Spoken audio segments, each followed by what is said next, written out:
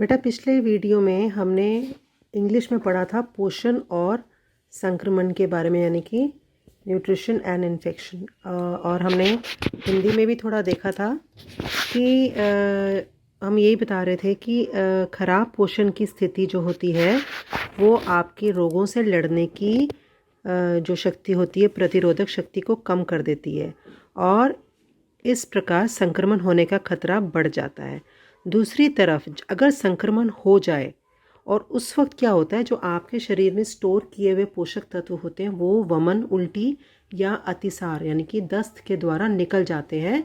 और जो आप क्योंकि खा नहीं पाते उसके अंदर, तो जो पोषक तत्व खाने होते हैं वो भी नहीं ले पाते, तो जो पहले वाले हैं वो भी निकल जाते हैं और नए वाले भी नहीं ले पाते। तो इस कंडीशन के अंदर जब बीमारी होती है तो आपकी पोषक तत्वों की आवश्यकता बढ़ जाती है, लेकिन खा पाते नहीं हो क्योंकि भूख नहीं लगती, और अगर खाते भी हो तो वो निकल जाता है उल्टी के द्वारा।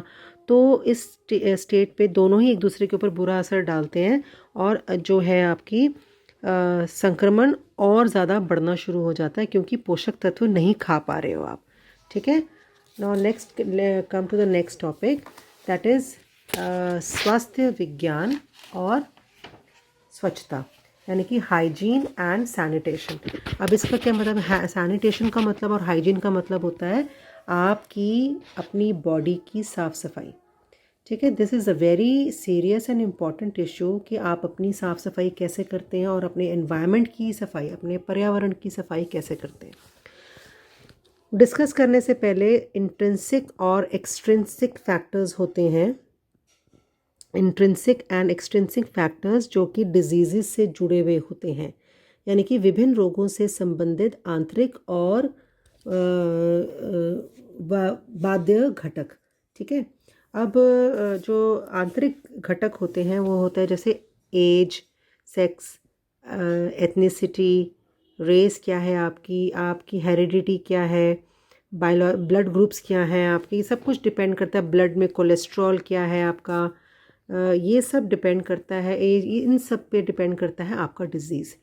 ठीक है, आपके बॉडी की फॉर्मेशन कैसे है, आपके ऑक्यूपेशन कहाँ पे आप काम करते हो, शादी हुई है आपकी कि नहीं, फैक्टर्स, लाइफस्टाइल फैक्टर्स कैसे हैं, यानी कि आप न्यूट्रिशन क्या लेते हो, डाइट कैसे क्या खाते हो, फिज़िकल एक्टिविटी आपकी कितनी है, लिविंग हैबिट्स आपकी क्या हैं, कोई ड्रग्स लेते हो, अल्कोहल लेते हो, ये सब चीज़ें असर डालती है किसके ऊपर, डिजीज़ के ऊपर। एक्सट्रिंसिक यानी कि इन्वायरमेंट फैक्टर, इंस्ट्रिंसिक का मतलब होता है जो आपकी बॉडी से बाहर से है, तो वो डालता है किस एयर में आप रहते हो, वाटर कैसा है, सॉइल कैसी है वहाँ की, क्लाइमेट कैसे है, जोग्राफी कैसी है, शोर कितना आता है, हीट कितनी आती है वहाँ पे, और वहाँ पे किस तरह के एनिमल्स, रोडेंट्स, इंसेक्ट्स, प्लांट्स, यानी कि संक्रमण के कुछ घटक क्या है कि मतलब कीट, पादप, विषाणु, जानवर कौन से रहते हैं और जो कि रोगों के वाहकों के रूप में काम करते हैं, यानी कि ये जो होते हैं कीड़े मकोड़े, ये सब हैं, ये रोग फैलाने में हेल्प बढ़ाते हैं रोग को। तो किन कीड़ों के जाए प्लांट्स के पास और वायरसेस के पास रहते हो, फिर आपका लाइफस्टाइल क्या है, आपके कस्टम्स कैसे हैं, आपके रीति रिवाज कैसे हैं, ठीक है, और मूल्य क्या है आपके समाज के, वो सब चीज़ें जो हैं डिपेंड करती हैं एक बीमारी को आपसे दूर ले जाने में या पास ले जाने में। दो तरह की हाइजीन है बेटा, एनवायरनमेंट हाइजीन यानी कि पर्यावरण संबंधी स्वास्थ्य विज्ञान, और एक आपका है व्यक्तिगत सफाई। व्यक्तिगत का मतलब होता है पर्सनल हाइजीन, यानी कि आपकी अपनी सफाई। तो पर्यावरण संबंधी पढ़ लेते हैं। पर्यावरण संबंधी के अंदर देखो क्या क्या आता है स्वास्थ्य में। एक तो देखो इसमें आता है कि देखो आपके जो मल मूत्र है आपका, सुसु पोटी, उनका निकास आप कैसे करते हो, वो कहाँ पे फेंकते हो, पानी की आपूर्ति आपके घर में है कि नहीं है, फूड खाने को जब आप लेके आते हो घर में उसको साफ़ सफाई करते हो प्रॉपर कि नहीं, और आपके घर में मच्छर और ये मलेरिया का इंतज़ाम प्रॉपर आपने इसको कंट्रोल किया हुआ है, पानी तो नहीं भरने दिया कूलर में, बर्तनों में। स्वच्छता का अभ्यास यानी कि क्या क्या आपकी प्रैक्टिसेस घर में कोई आता है, जैसे आपके घर में से कोई बाहर आता है तो आपकी हैबिट बनी हुई है हाथ मुंह धोने की कि नहीं, आवास आपका घर किस तरह पे है, जगह पे है, आसपास सफाई है, कूड़ा करकट का निपटारा आप कैसे करते हो, यानी कि अपने घर में जो रोज़ कूड़ा फेंकते हो वो कैसे फेंकते हो। ये सारे आपके जो फैक्टर्स हैं ये आपके स्वास्थ्य विज्ञान से निजी पहलू हैं, ठीक है। और अब हम आते हैं उसके सॉरी निजी पहलू नहीं है, ये है स्वास्थ्य विज्ञान के पर्यावरण संबंधी पहलू।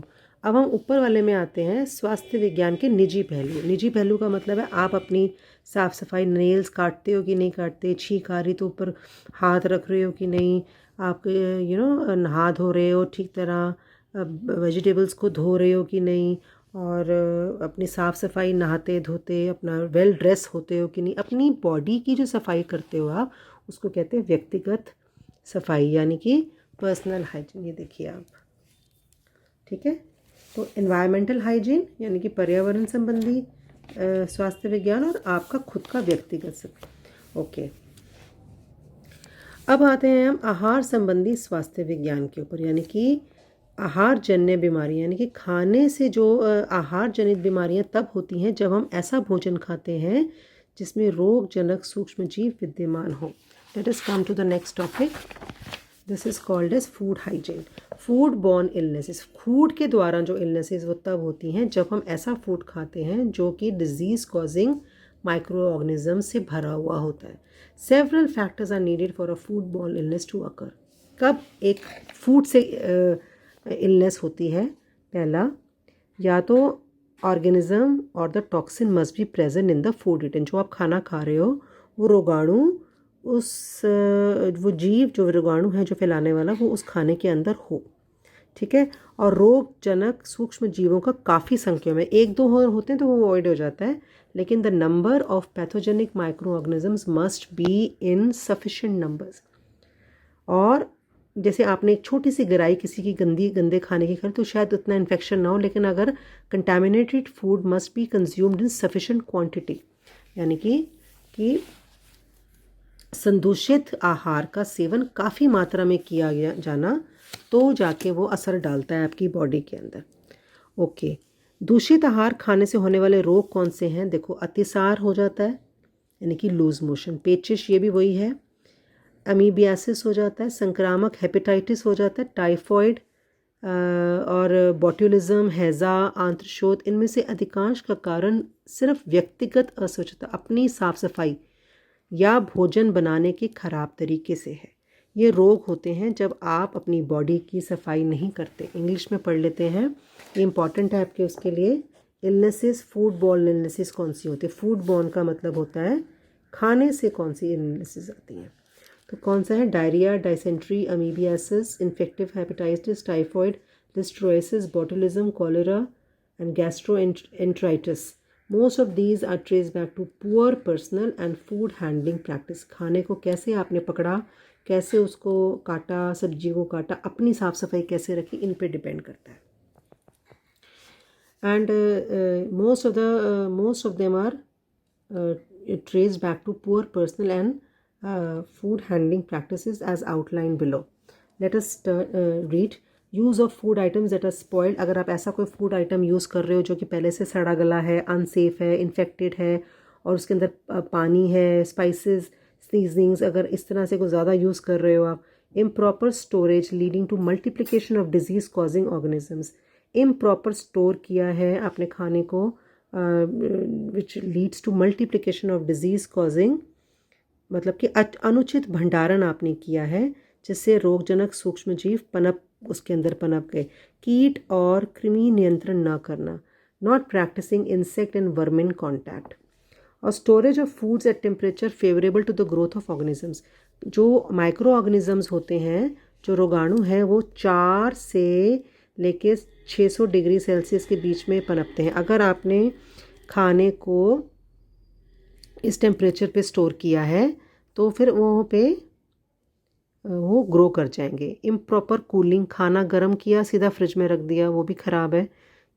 थोड़ा उसको पहले ठंडा करें और जब आपने दोबारा से खाने को फ्रिज में से निकाला तो उसको दोबारा से प्रॉपर हीटिंग नहीं करी आपने, उसकी रीहीटिंग ऑफ कुक्ड फूड्स द्वारा प्रॉपर नहीं करी।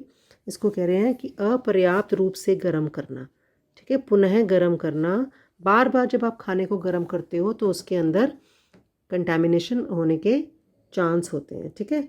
और भोजन को बिना ढके खुला छोड़ देना, यानी कि लीविंग फूड अनकवर्ड, हमेशा हमें फूड को कवर करके रखना चाहिए, ठीक है। और ऐसा कोई बर्तन यूज़ किया आपने, contaminated equipment, utensils and plates, spoons and glasses, इनएडिक्वेट cooking, यानी कि जितना कुक करना चाहिए था उतना आपने कुक नहीं किया।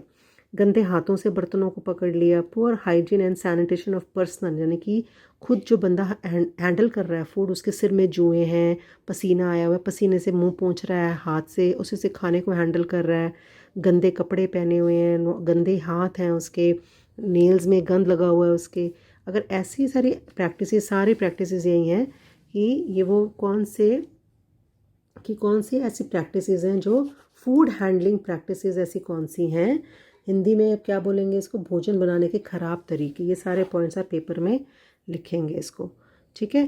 तो इसके अंदर अब ये क्वेश्चंस हैं ये वाले, ये मैं आपको प्रीमियर में से दे रही हूँ, तो वहीं से आप करेंगे क्वेश्चंस ये वाले, ये सारे हैं क्वेश्चंस, ये देखो 1 2 3 4। इसके बाद अगले पेज पे बस यही है। इसके अंदर आपको डेफिनेशंस जो याद होनी चाहिए, हेल्थ केयर, न्यूट्रिएंट्स की, मैल न्यूट्रिशन मैंने बताया था 2 तरीके का होता है, ओवर, अंडर। और मैल न्यूट्रिशन का मतलब कुपोषण, कुपोषण का क्या मतलब होता है, अति पोषण और एक अल्प पोषण। ये आपको नोट्स में मिल जाएगा।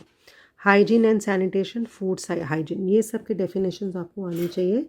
और प्रीमियर है तो ये डेफिनेशंस आपको प्रीमियर से देखोगे सारे, और वो मैं आपको नहीं भेज रही ना क्योंकि बहुत टाइम वेस्ट होता है उसको लिखने में। तो chapter finishes here. Now this is 10A chapter. इसके साथ इस बार आपके कोर्स में एक और टॉपिक ऐड हुआ है, वाटर सेफ्टी, जो कि पिछले साल, देखो अभी एक चैप्टर ख़त्म हो गया ना लास्ट यहाँ पे, इसके आगे तो कुछ नहीं है क्वेश्चंस, लेकिन इस बार आपके चैप्टर में एक टॉपिक ऐड हुआ है इसी चैप्टर में 10A में, वाटर सेफ्टी। उसके लिए मैं अलग से वीडियो बनाऊंगी, और वो भी मैं आपको 12th क्लास में लास्ट ईयर ये चैप्टर था वाटर सेफ्टी का, तो हम वहाँ से पढ़ेंगे। उसके मैं नोट्स भेजूंगी तो उसके फ़ोटो स्टैट करा लेना, क्योंकि वो तो बुक आपके पास नहीं होगी। तो वाटर सेफ्टी के नोट्स आप बुक्स से बाज़ार से फ़ोटो स्टैट करा लेना। इसमें आपको ये बताना है वाटर सेफ़ कैसे होता है, कैसे वाटर पीना चाहिए, वाटर को सेफ़ कैसे करना है। तो उसमें कुछ मेथड्स हैं जैसे हम भी घर में करते हैं, वाटर को सेव करने के लिए बॉईल करते हैं, क्लोरीन टैबलेट्स डालते हैं, आरओ से निकालते हैं। तो फिर वो वाले आप मेथड्स जो हैं वो आपको डिटेल हम पढ़ेंगे। अभी मैं इतने वीडियो भेज रही हूँ आपको, और वाटर सेफ्टी का टॉपिक हम 10A चैप्टर के अंदर अलग से लेंगे।